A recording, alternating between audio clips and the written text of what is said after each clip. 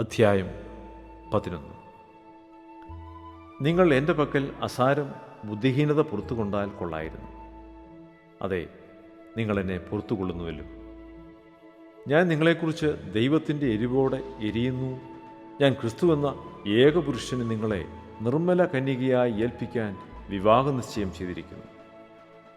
എന്നാൽ സർപ്പം ഹവ്വായെ ഉപായത്താൽ ചതിച്ചതുപോലെ നിങ്ങളുടെ മനസ്സ് ക്രിസ്തുവിനോടുള്ള ഏകാഗ്രതയും നിർമ്മലതയും വിട്ട് വഷളായി പോകുമോ എന്ന് ഞാൻ ഭയപ്പെടുന്നു.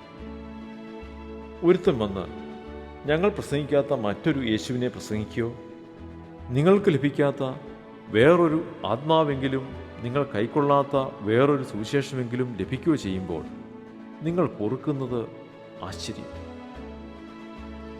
ഞാൻ അതിശ്രേഷ്ഠതയുള്ള അപ്പോസ്തലന്മാരെക്കാൾ ഒട്ടും കുറഞ്ഞവനല്ല എന്ന് നിരൂപിക്കുന്നു. ഞാൻ വാക്സാമർത്ഥ്യമില്ലാത്തവനെങ്കിലും പരിജ്ഞാനമില്ലാത്തവനല്ല. ഞങ്ങളത് നിങ്ങൾക്ക് എല്ലായ്പ്പോഴും എല്ലാവിധത്തിലും വെളിപ്പെടുത്തിയിരിക്കുന്നുവല്ലോ. അല്ലെങ്കിൽ ഞാൻ ദൈവത്തിൻ്റെ സുവിശേഷം നിങ്ങൾക്ക് സൗജന്യമായി പ്രസംഗിച്ചുകൊണ്ട് നിങ്ങൾ ഉയരേണ്ടതിന് എന്നെ തന്നെ താഴ്ത്തുകയാൽ പാപം ചെയ്തുവോ? നിങ്ങളുടെ ഇടയിൽ ശുശ്രൂഷ ചെയ്യുവാൻ ഞാൻ മറ്റ് സഭകളെ കവർന്ന് അവരോട് ചെലവിന് വാങ്ങി. നിങ്ങളുടെ ഇടയിൽ ഇരുന്നപ്പോൾ മുട്ടുണ്ടായപ്പോൾ ഞാൻ ഒരുത്തിനെയും ഭാരപ്പെടുത്തിയില്ല. മാസഡോണിയയിൽ നിന്ന് വന്ന സഹോദരന്മാർ അത്രേ എൻ്റെ മുട്ട് തീർത്തത്. ഞാൻ ഒരു വിധേനയും നിങ്ങൾക്ക് ഭാരമായി തീരാതെ വണ്ണം സൂക്ഷിച്ചു, മേലാലും സൂക്ഷിക്കും. എന്നിലുള്ള ക്രിസ്തുവിൻ്റെ സത്യത്താണ്. അഖായ പ്രദേശങ്ങളിൽ ഈ പ്രശംസ എനിക്ക് ആരും ഇല്ലാതാക്കുകയില്ല. അത് എന്തുകൊണ്ട്? ഞാൻ നിങ്ങളെ സ്നേഹിക്കായകൊണ്ടോ? ദൈവം അറിയുന്നു. എന്നെ നിന്ദിപ്പാൻ കാരണം അന്വേഷിക്കുന്നവർക്ക് കാരണം അറുത്തു കളയേണ്ടതിന് ഞാൻ ചെയ്യുന്നത് മേലാലും ചെയ്യും. അവർ പ്രശംസിക്കുന്ന കാര്യത്തിൽ ഞങ്ങളെപ്പോലെ അവരെ കാണട്ടെ. ഇങ്ങനെയുള്ളവർ കള്ള അപ്പോസ്തലന്മാർ, കപടവേലക്കാർ, ക്രിസ്തുവിൻ്റെ അപ്പോസ്തലന്മാരുടെ വേഷം ധരിക്കുന്നവരത്രേ. അത് ആശ്ചര്യവുമല്ല. സാത്താൻ താനും വിളിച്ചദൂതൻ്റെ വേഷം ധരിക്കുന്നുവല്ലോ. ആകയാൽ അവൻ്റെ ശുശ്രൂഷക്കാർ നീതിയുടെ ശുശ്രൂഷക്കാരുടെ വേഷം ധരിച്ചാൽ അതിശയമല്ല. അവരുടെ അവസാനം അവരുടെ പ്രവൃത്തികൾക്ക് ഒത്തതായിരിക്കും. ആരും എന്നെ ബുദ്ധിഹീനനെന്ന് വിചാരിക്കരുത് എന്ന് ഞാൻ പിന്നെയും പറയുന്നു. വിചാരിച്ചാലോ ഞാനും അല്പം പ്രശംസിക്കേണ്ടതിന് ബുദ്ധിഹീനനെ പോലെയെങ്കിലും എന്നെ കൈക്കൊള്ളി. ഞാൻ ഈ സംസാരിക്കുന്നത് കർത്താവിൻ്റെ ഹിതപ്രകാരമല്ല. പ്രശംസിക്കുന്ന ഈ അതിധൈര്യത്തോടെ ബുദ്ധിഹീനനെ പോലെ അത്രേ സംസാരിക്കുന്നത്. പലരും ജഡപ്രകാരം പ്രശംസിക്കിയാൽ ഞാനും പ്രശംസിക്കും. നിങ്ങൾ ബുദ്ധിമാന്മാർ ആകിയാൽ ബുദ്ധിഹീനരെ സന്തോഷത്തോടെ പൊറുക്കുന്നുവല്ലോ.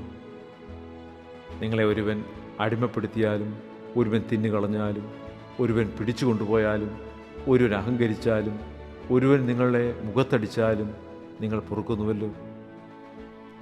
അതിൽ ഞങ്ങൾ ബലഹീനരായിരുന്നു എന്ന് ഞാൻ മാനം കെട്ട് പറയുന്നു. എന്നാൽ ആരെങ്കിലും ധൈര്യപ്പെടുന്ന കാര്യത്തിൽ ഞാൻ ബുദ്ധിഹീനനായി പറയുന്നു, ഞാനും ധൈര്യപ്പെടും. അവർ എബ്രായരും, ഞാനും അതെ. അവർ ഇസ്രയേല്യരും, ഞാനും അതെ. അവർ അബ്രഹാമിൻ്റെ സന്തതിയോ, ഞാനും അതെ. ക്രിസ്തുവിൻ്റെ ശുശ്രൂഷക്കാരോ, ഞാൻ ബുദ്ധിഭ്രമമായി സംസാരിക്കും. ഞാൻ ഏറ്റവും അധികം അധ്വാനിച്ചു, അധികം പ്രാവശ്യം തടവിലായി, അനവധി അടികൊണ്ടു, പലപ്പോഴും പ്രാണഭയത്തിലായി.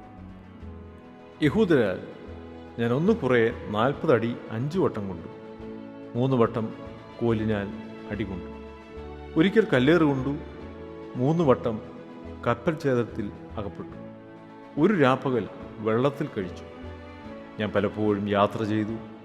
നദികളിലെ ആപത്ത്, കള്ളന്മാരാലുള്ള ആപത്ത്, സ്വജനത്താലുള്ള ആപത്ത്, ജാതികളാലുള്ള ആപത്ത്, പട്ടണത്തിലെ ആപത്ത്, കാട്ടിലെ ആപത്ത്, കടലിലെ ആപത്ത്, കള്ള സഹോദരന്മാരാലുള്ള ആപത്ത്, അധ്വാനം, പ്രയാസം, പലവട്ടം ഉറക്കിളപ്പ്, പൈതാഹം, പലവട്ടം പട്ടിണി, ശീതം, നഗ്നത എന്നീ അസാധാരണ സംഗതികൾ ഭവിച്ചത് കൂടാതെ എനിക്ക് ദിവസേന സർവ്വസഭകളെയും കുറിച്ചുള്ള ചിന്താഭാരമെന്ന തിരക്കുമുണ്ട്.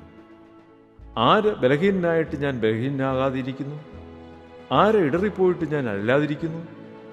പ്രശംസിക്കണമെങ്കിൽ എൻ്റെ ബലഹീനത സംബന്ധിച്ച് ഞാൻ പ്രശംസിക്കും.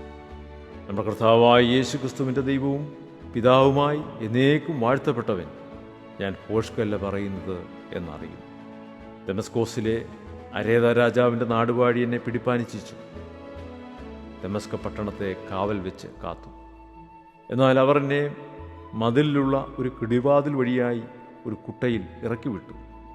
അങ്ങനെ ഞാൻ അവൻ്റെ കയ്യിൽ നിന്ന് തെറ്റി ഓടിപ്പോയി.